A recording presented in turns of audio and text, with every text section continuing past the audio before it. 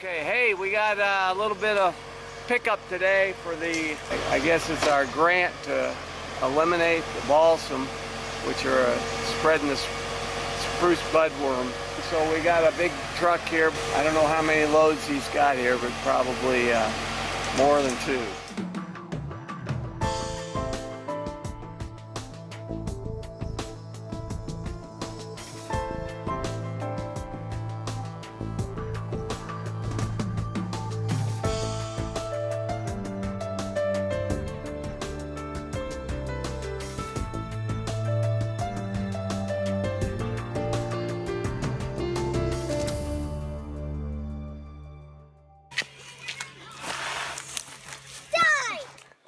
Hello and welcome to the Special Forestry Report.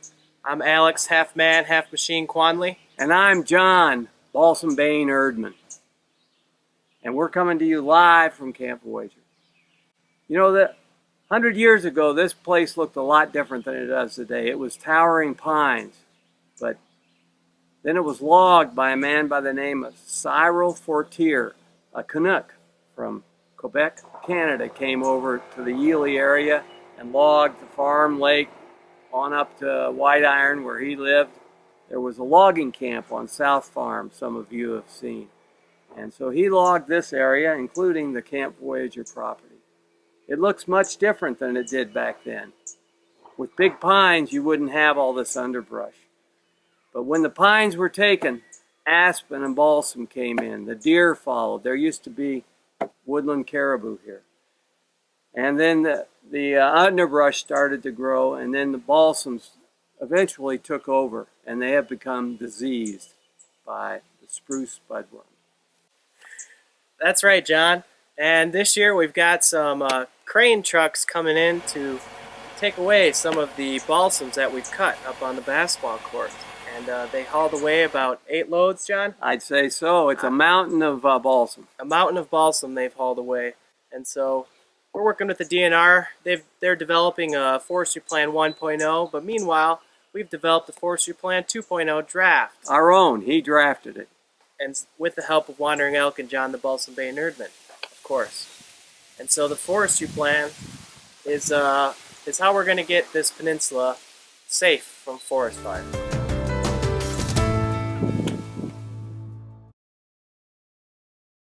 The official unofficial Forestry Plan 2.0 draft, we split it up into sections. So we've got section 1 goes from the mess hall to cabin 1.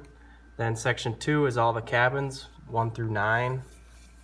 Section 3 continues to the craft shop to the fire circle down to the rec hall. Then section 4 is Bill's Pickleplex up to Pine Stadium. Starting in section 1, we run through the entire place. We do it in phases. Phase 1 is we take the babies, remove the adults,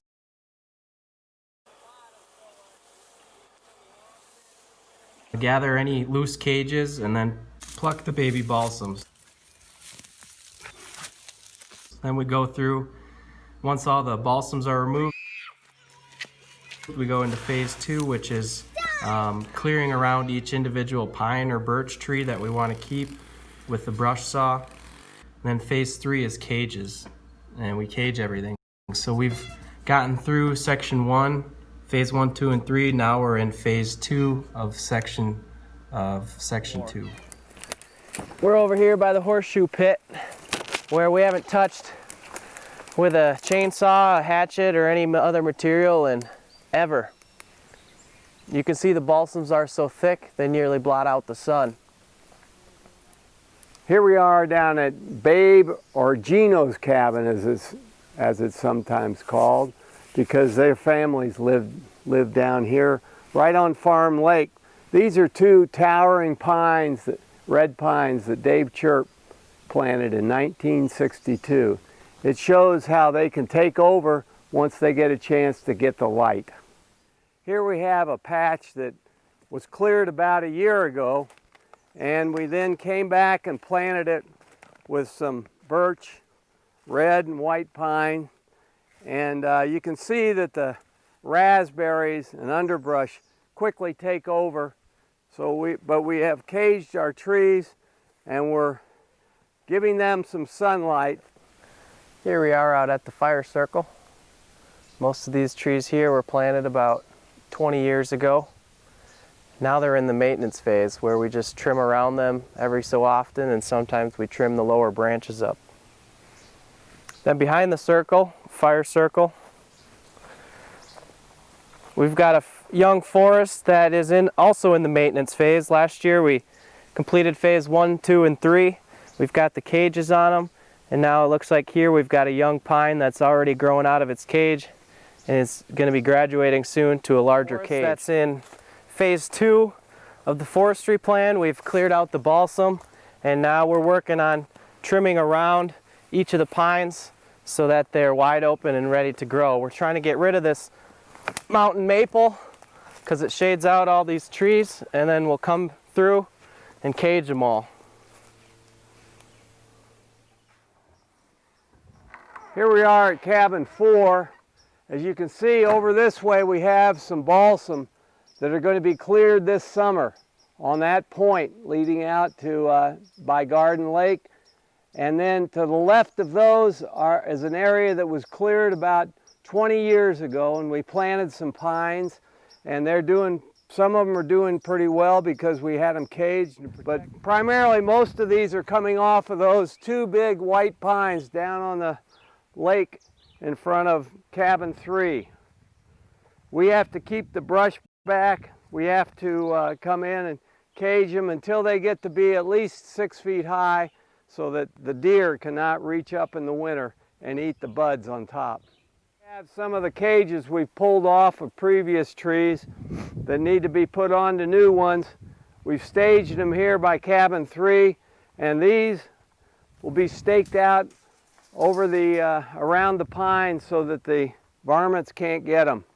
You can see how well the forest is ready and cleared for the big pines, and they'll grow quickly now once they get past the deer.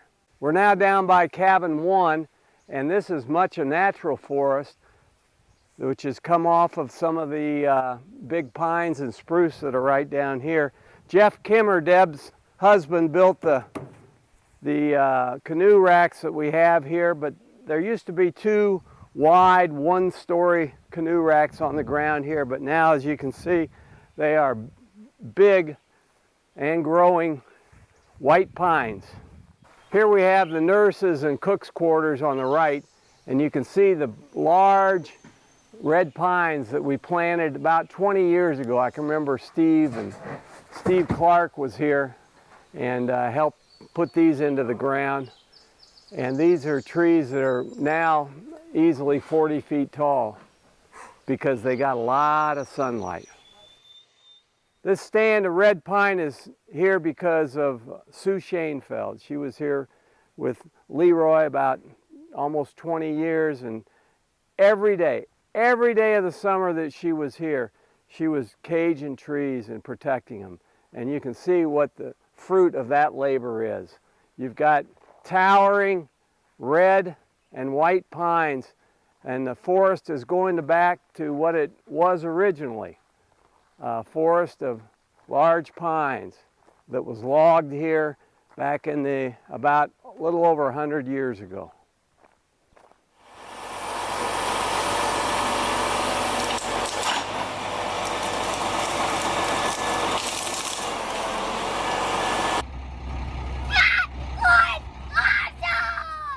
We're making a lot of progress against the balsam war here, and you can see it behind us, the mountain of balsam piled up from just 2 days of balsam pulled out of the woods and carried off.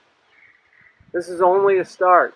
We have 26 acres here to protect from fire, and the U.S. Department of Agriculture has another program which we are attempting to tie into. They're doing a forestry plan for us, and we hope to be able to clear the unused areas. Right now we're concentrating on the parts of camp that are most used by campers, counselors alike.